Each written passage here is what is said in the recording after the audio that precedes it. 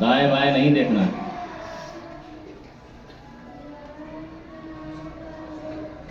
वास्तव में हम सभी आराम वहां खोजते हैं जहां है नहीं। जब आराम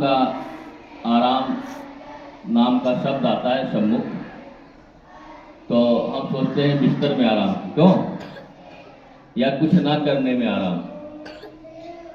वास्तव में बिस्तर में आपको आराम नहीं मिल सकता। आप लेटिए और एक रात लेटिए, दिन भर लेटे रहिए, फिर लेटे रहिए, क्या आपको कठिनाई महसूस होगी? देखेंगे आप तो आप कठिनाई। और या फिर जानना चाहते हैं तो जो बीमार हो, जो उठ ना पा रहा, उसके पास जाइए, पूछिए कि आपको बिस्तर में आराम मिल रहा है, तो वो आपको बताएगा बिस्तर में कैसा आराम मिल रहा है।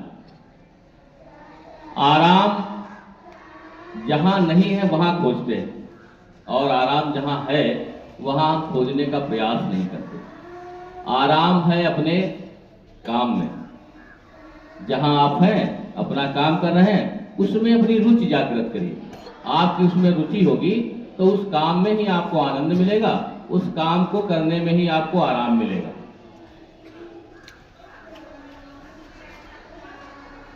विद्यार्थी को विद्यार्थन में रुचि जागृत करना चाहिए, शिक्षक को शिक्षा देने में रुचि जागृत करना चाहिए, अन्य जो विभिन्न प्रकार के काम कर रहे हैं, चिकित्सक को चिकित्सा करने में रुचि जागृत करना चाहिए। ऐसे जो विभिन्न क्षेत्रों में काम कर रहे हैं उनको अपनी उसमें रुचि जागृत करना चाहिए। जब वो रुचि जागृत कर लेते हैं फिर उनको उसमें आनंद मिलता है, और आनंद मिलता है तो आराम मिलता है। जबकि है इसके विपरीत, आराम के नाम से हम सोचते हैं कि आज छुट्टी ले लें, आराम कर लें, क्यों? सोचते नहीं कि आज आराम करने का मन है तो आज अवकाश ले लेना, कोई आराम नहीं मिलेगा आपको। और यहां आप कुछ करने आए हैं, यहां तो आराम का कोई मतलब ही नहीं। ईश्वर ने आपको यहां कुछ करने के लिए भेजा है। क्या करने के लिए भेजा है ये आपको विचार करना, और ये विचार तभी होगा, ये तभी जान पाएंगे जब थोड़ा अंदर की ओर ध्यान देंगे, है ना? जब आप ध्यान करेंगे, है ना, कुछ आपकी साधना मजबूत होगी, तब आप जान पाएंगे कि हमको करना क्या है। और वो करना है, उसके लिए जब आप अपनी रुचि जागृत करके करने के लिए आगे बढ़ेंगे तो निश्चित ही आपको आराम मिलेगा, आनंद मिलेगा, मजा आएगा। फिर आपको थकावट की अनुभूति नहीं होगी। और जब तक किसी कार्य में आपकी रुचि जागृत नहीं होगी तब तक आप थके ही रहेंगे। आप देखते होंगे आपकी कक्षा को कोई विद्यार्थी वो 8 पीरियड में, पहले पीरियड से अंतिम पीरियड तक थका रहता है ना?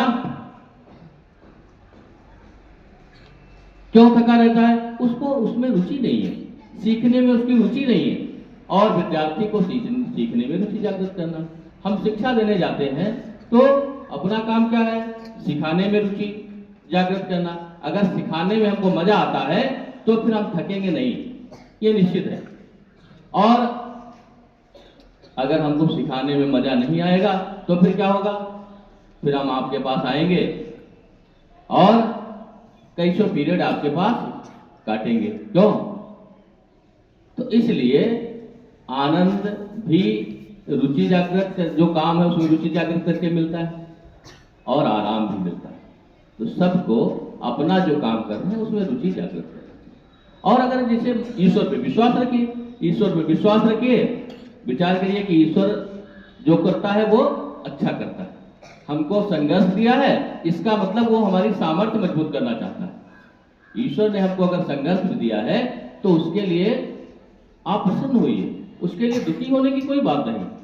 आप उस संघर्ष को जीत लेंगे तो यानी आप अपने अंदर सामर्थ्य विकसित कर लेंगे। आपको अपनी सामर्थ्य विकसित करने का अवसर मिला है। अवसर के रूप में देखना चाहिए। जो ईश्वर पर विश्वास करते हैं वो कभी नहीं थकते, और वो जरा भी विचलित नहीं होते। उनके जीवन में जब भी संघर्ष आता है तो उसको अवसर मान के लेते हैं और अपनी सामर्थ्य को विकसित करते हैं।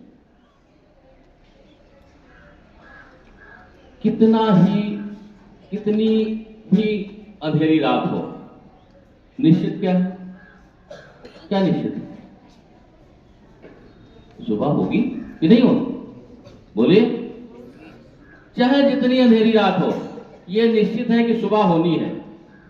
तो आपके जीवन में चाहे जितनी समस्या हो, यह निश्चित है आगे उजाला होने वाला है, आगे अच्छा समय आने वाला है। इसलिए भैया बहनों, कभी विचलित नहीं होना चाहिए।